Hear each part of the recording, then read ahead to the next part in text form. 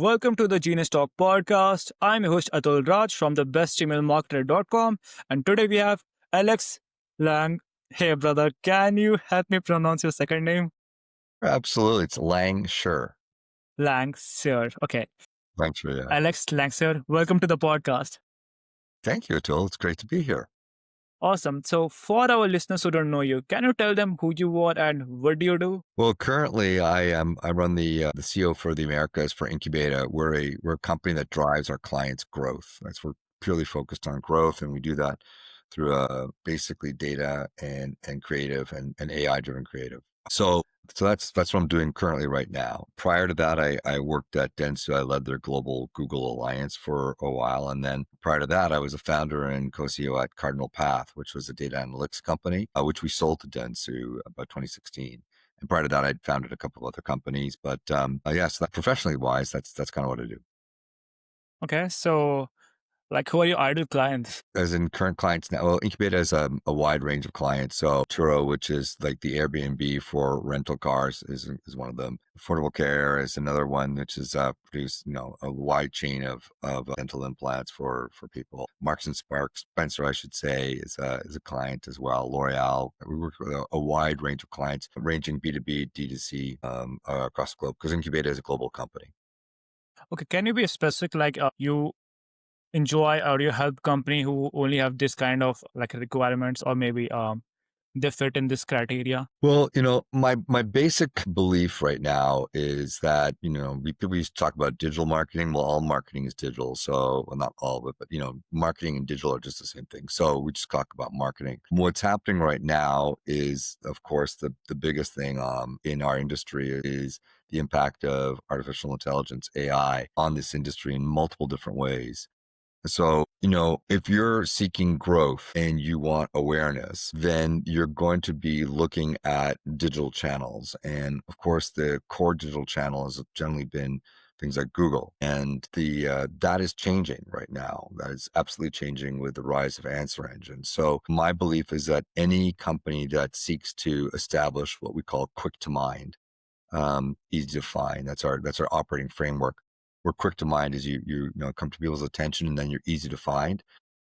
You're going to need to rethink the entirety of the way that you show up in certainly in the easy to find space, because we're moving into the area of generative engine optimization rapidly, very rapidly. And so, to us, it's like anybody that cares about being known is a potential client. I know it sounds very broad, but it's actually a fact. Okay, so when people want to be more known, they reach out to you, right? Yeah, well, so let's try and analyze it a little bit more.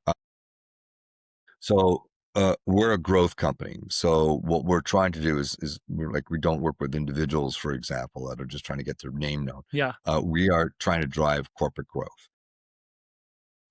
Corporate growth turns in is essentially revenue, and so we drive revenue, and we drive revenue profitably. And our tools for doing that are awareness, i.e., quick to mind. So, what can you do to embed an idea or a thought when somebody has a need about your brand? And any brand that wants to may have awareness, that's an area of focus. And the flip side of that is, if you've got awareness, then how do you actually then help people find you when they have that need that surfaces a little bit later on? And that's the easy to find portion. So we do things on the quick to mind, which is generally considered to be upper funnel, more brand building. And that's a lot of creative and video and really smart messaging delivered at scale in a relevant format to individuals. And then the quick to mind, and then the easy to find is, all right, so I remember this company. How do I find them now? I have this need. How do I actually link that need to that company? And so typically that's been, through search. And so performance marketing and bottom of funnel. And that's now evolving very rapidly into, generative engines, answer engines. The other part about that is you have to know that your investments on being found and quick to mind are paying off. And that is the measurement side of things. So we're very, very focused on being able to quantify the impact of your marketing investment and demonstrate how it's working or not so that you can make the appropriate decisions to optimize it to make it work. Okay, so can you share a recent case study? Yeah, I mean, so it's right now we're working with a global firm that is in the B2B space and as a SaaS service, and they have a global need for um, their marketing, their display marketing needs to be improved, right? So they want to create a lot of content and they want to do it in a way that brings some personalization and relevancy. And they want to do that at scale, i.e., in multiple languages. In this case, it's 16 languages across the globe. And the number of assets are in the thousands of assets. So what we're doing there is, first of all, we created a consistent level of creative across all of the various units within that brand. And we've created a consistent voice for the content around that. And then we've identified the various audiences at a global level using their data and ours. And then we start to create multiple different types of assets tailored to those various audiences in those various countries. The short story on that case is that, we've seen upwards of 80% lift for them, both in terms of attention and engagement, and upwards of 40% in terms of the conversion. In this case, conversion is not necessarily a sale. The conversion for them is leads and contacts. So that's what matters because it's a long sales cycle with that particular company. And there's many others, but that's just off the top. Okay, so what's your biggest motivation? My biggest motivation? Yes. Well, I guess you'd have to look at it along three axes, right? So one is I'm highly motivated by creating really strong teams that perform really well and that have fun doing what they're doing. I'm highly motivated by working with clients that want to experiment, that want to try something new, and that are ready to be a partner in that discovery. And then I'm highly motivated by building solid, sustainable businesses. So the first thing is, the people, and I believe that time is a currency of care, and I put a lot of effort into building team. The second one is the clients, because they're the ones that drive the business. And that's an endlessly evolving and constantly challenging experience because, people change on the client side, goals change, budgets change, context changes, and of course, technology is changing all the time. And the last one is, as I said, of businesses. I'm a big student of business. I'm fascinated by creating high margin, sustainable, scalable businesses. And it's just something that I really enjoy doing. And this is all professional, right? I'm not talking about personal, but from a professional level, those are the three axes. Third one is my favorite. Yeah, it's really hard. My favorite saying to staff is, and I coach, I have a number of clients that I coach as well, is, you've built a sustainable business when you can go on a month vacation. And when you come back, the business not only is, performed, but it's grown, right? It grows. So that means you built something sustainable. And that's, I think, really the fundamental job of a leader is to build a resilient, stable, and kind of growth oriented business, whether you're there or not. Hmm. Okay, I guess I should hire more people then. Sorry? I guess I should hire more people then. Well, I don't know if it's about hiring people per se. I mean, certainly it's look, that's another part, right? Is who you hire. So that is the most important thing when building a business is who you're going to have as your direct lieutenants, right? The people that report to you. And I keep learning this lesson over and over again. I mean, to be honest, I keep learning it over and over again. I believe that management is the art of having other people do your agenda and execute your agenda. People that you can kind of say, look, here's A and here's B, and we want to get to F. They're able to figure out C, D, E, right? They know, they can figure that out. Like, so you give them the resources, you give them the vision and the clarity of where they need to go. You then create the structure and they say, okay, the rest is kind of up to you. Like come to me with your plan. Like I'll help you with that. but I'm interested to see how you're going to solve to get there. So I've given you the resources, I've given you the operational functions that'll enable you to act, and I've laid out the vision. And the vision also is not just like some gauzy thing. Here are kind of some milestones to know that we're reaching that vision. And I'm interested to see how you're going to solve that. And then we're going to talk about that.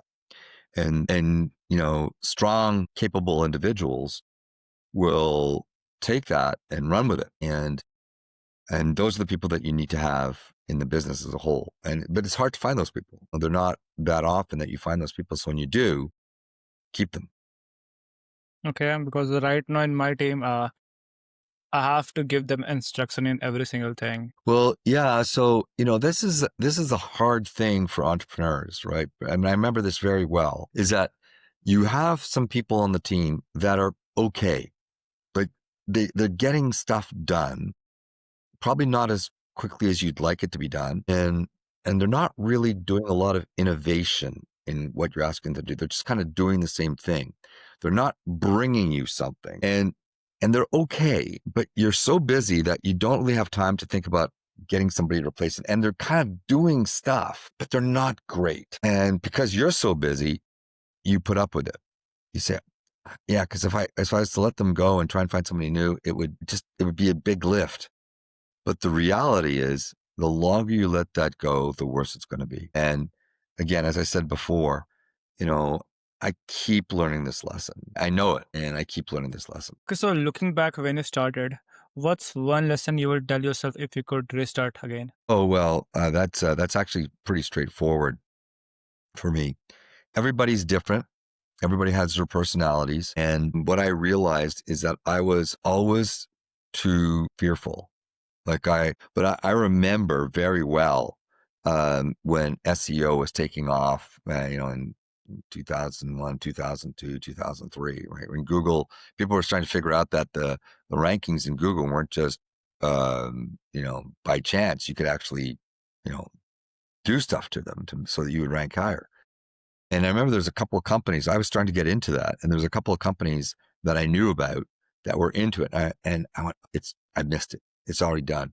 So I figured that space is already done. So I moved off into a different place, which was analytics, which was good. I mean, that turned out really well for me. So I'm not unhappy about that. But I remember that thought. And then when mobile came out, when Apple released the iPhone in 2007 and apps started coming out, I knew there'd need to be some measurement in those apps. You need to figure out whether people are downloading them and whether people are getting into them. And there weren't a lot of good tools at the time. And then a company came out with something and I went, oh, well, we missed that. We're going to stick to our web analytics side of things. Right. And that was just like 2 or 3 companies at the time that were into that. And of course, there's like dozens and dozens, like 4 years later. I kind of seeded that terrain because I thought that it was already full. So, it doesn't matter how crowded the market is. If you've got a good idea, you can disrupt the market. And so it really was a question of having faith in myself that I could do that. I could get in there and there's still lots of growth opportunity. And so I shut the door on myself. So I think the answer I would say is like, I would shut the door on myself and say, oh, it's already done. I got to go somewhere else. Where don't do that. Like just forge ahead and then see whether or not the door gets shut on you. And if it does, okay, then recommit it. But don't close the door off to yourself. Like if you've got an idea, go with it. That was really helpful. Well, it's like right now. Let's just move that forward into 2025. Okay. We're at this extraordinary moment right now in human history, right? We have the dawn of a different form of intelligence that's going to happen, right? The AI is going to move from being what it is today to even more in the future. It's the dumbest it's ever going to be right now. And it's pretty amazing. And so we're seeing whole new business models open up and we're seeing whole new fields open up. And of course, one of those fields that's opening up right now is generative engine optimization, right? These answer engines don't give you a list of links. The Google list of links, right, is that's like linear TV. Those days are numbered. Uh-huh. ChatGPT, we're recording this in October 25. ChatGPT at the beginning of this month announced they have 800 million weekly users. 800 million. And that's just one answer engine. There's Perplexity, there's Claude, there's Gemini, there's Grok, there's a ton of them, right? Mhm. And they're all kind of like grabbing market share right now. But these things give you answers as opposed to links. And those answers can be, I don't want to say the word manipulated, but you can get your answer in there. Uh, I remember again very, very well that, that, you know, that back in the early days of the internet, people said, well, it'll always be free of ads. And of course there were ads. And then when Google came up, that nobody thought there'd be ads. And of course there are ads. And so, I mean, the reality is these are going to get monetized. These answer engines are going to get monetized. It's just too compelling for them not to. The question is, what's that monetization going to look like? And right now, what I do know is that a lot of people are surfacing answers with links to products, and they're clicking on those and buying them. And if you look at what OpenAI has just done, they've signed a deal with Shopify. And, I think there's a lot of very, very smart people that work at OpenAI and at Shopify. These are very big companies. And the way I look at the tea leaves there is that this is going to become a platform. I mean, any merchant is now going to seamlessly integrate right into OpenAI. So when you get a link to something, you'll be able to buy it straight through that link, and it's all going to be enabled on that platform. In other words, ChatGPT is creating a marketplace, and that marketplace is going to, I think, compete with marketplaces like Amazon. Amazon already is getting very complicated as a marketplace because there's just so many useless links on that to really, not great products with highly gamed reviews, and it's just very difficult to make a choice on Amazon. Yeah, Right? I exactly. don't know if that's your, but it's the experience of Amazon has gotten hugely degraded. And that's because Amazon has followed the Google model of monetizing its marketplace. But I don't think the answer engines are going to do that. I think they're going to do it very differently. I think they're going to learn from that.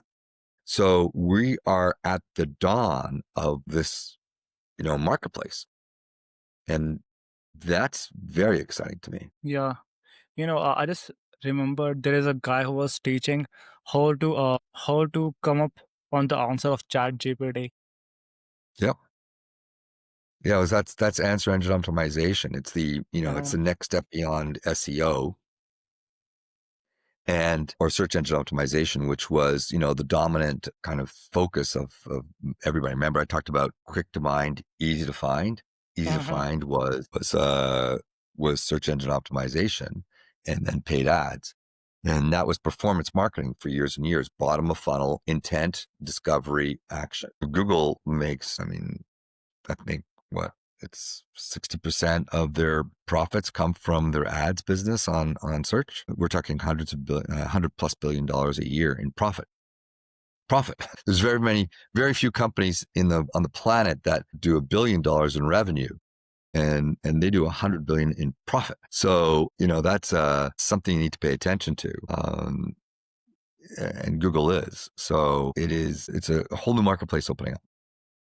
Yeah, people should, business owners should focus on that too, like coming up on Chat GPT. Yeah, absolutely. I mean, ChatGPT or Gemini or Claude or Perplexity. what have you, Perplexity, Yeah. whatever, right? I mean, these LLMs are indexing, the web, and that means they're indexing what? Feeds, right? And so they're Mhm. indexing your product site, and those feeds are going in, and those feeds, in fact, are incredibly important, right? So, there's a lot of content. And what LLMs do is they look for context. And so if you ask a question about a pair of shoes, I don't know, like, and it's called Nike or Hoka pair of shoes for hiking, right? So I just bought Mhm. a pair of Hoka Speed Goat hiking shoes, and I decided to test them out on the various answer engines and also Google. What the answer engines do is they provide you context. And the context is, gleaned from reviews on Quora and Discord and whatever else, right? But the point being is that it gives you context. So when you get the answer, it says, users really like these features. It gives it to you right there. And it's a concatenation and the distillation of a lot of feedback around those products. So, just like I was saying with Amazon, I basically don't believe most of the reviews on Amazon because I think so many of them are gamed. Yeah. Amazon is really, uh, it's just floodgates open on that marketplace. Your users look for is an answer that they can trust. Um, so brands are going to have to really think about how they build trust into their feeds. So when the answer engines look for those products, there's the brand, i.e. the quick to mind, the trust that you've built around your brand. When people see the answers in the links in the answer engine, they go, okay, I trust that brand. So I trust that they're showing up here. So it's that brand trust plus that they're showing up here. I'm gonna buy. Yeah, you know what? Like, here's what happened. There was a CEO, like, there is a CEO, okay? So he wrote a book, not wrote a book exactly, get someone to do it for him. Then, Like many do. yeah, yeah. But here's the bizarre thing.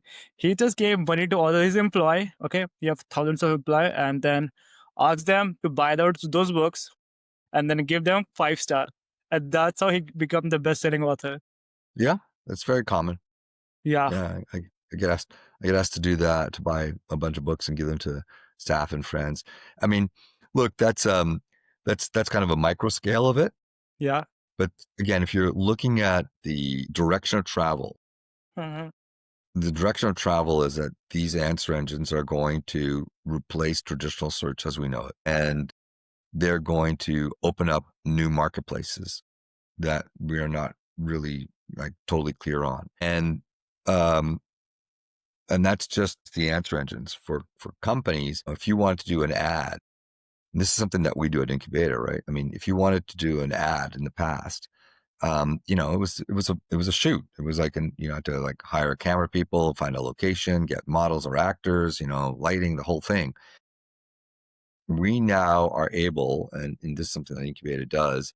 We are now able to produce, um, you know, uh, video creative and ads that are virtually indistinguishable from anything that's done in a traditional way. And we can take a picture of any product that you might have. And let's say it's a vest, like an outdoor hiking vest.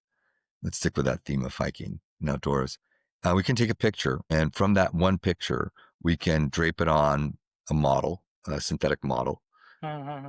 of any background, race, gender, size, hair color, eye color, doesn't matter. We can make it look completely lifelike. And then we can put that into any background on the ocean, in a mountain, in snow, anywhere, and doing anything, and no production requirement whatsoever. It's all done using AI. And then we can take data, whether it's context data like weather or location where you are, or it's information about the individual. So we know that you're male, or we know that you do a lot of purchasing from this particular company, or we know that you live near the mountains or what have you. And we can dynamically adjust that ad in real time so that that video is highly relevant to you. I'll give you a good example. If you're searching for a plane ticket and you live in Delhi, and you want to go to, I don't know, let's say you want to go to New York, we would be able to show you Air India and be able to say, so start off with a picture of Delhi, a few scenes in Delhi that and then say, right now we're offering exclusive airfares to New York, and then show images of New York. And, with all of Air India's wonderful service and, all the other things. So, but the picture of New York is dynamic because we know you're searching for a flight to New York, and the images of New York, and the image of Delhi is dynamic because we know you're searching from Delhi, or watching from Delhi. And the price points are dynamic because we know what the price point and cost is for those two destinations at this point in time. If we have additional information about you, then we can dynamically alter that as well. So that's all new, and that can be done at scale. So thousands of versions of that, all dynamic. And these are capabilities that didn't exist 3 years ago, particularly for video. So we're entering into an entirely new age of capability that's being driven by AI. So one on the ability to embed an idea in people's minds, i.e. create awareness, i.e. what we call quick to mind, and upper funnel, typically considered upper funnel, brand building, and where video is extraordinarily important. And then easy to find, right? So now it used to be Google and the SERP, and now it's going to be answer engines. So all of these things are being disrupted by AI. It used to be static video or static display and then search. And now Right. it's dynamic video and dynamic display in real time changing, and then answer engines. And that's Okay. extraordinary for us to be alive at this point in time. Okay. So for our listeners who want to know more about Incubator and want to get help from you guys, where can they go?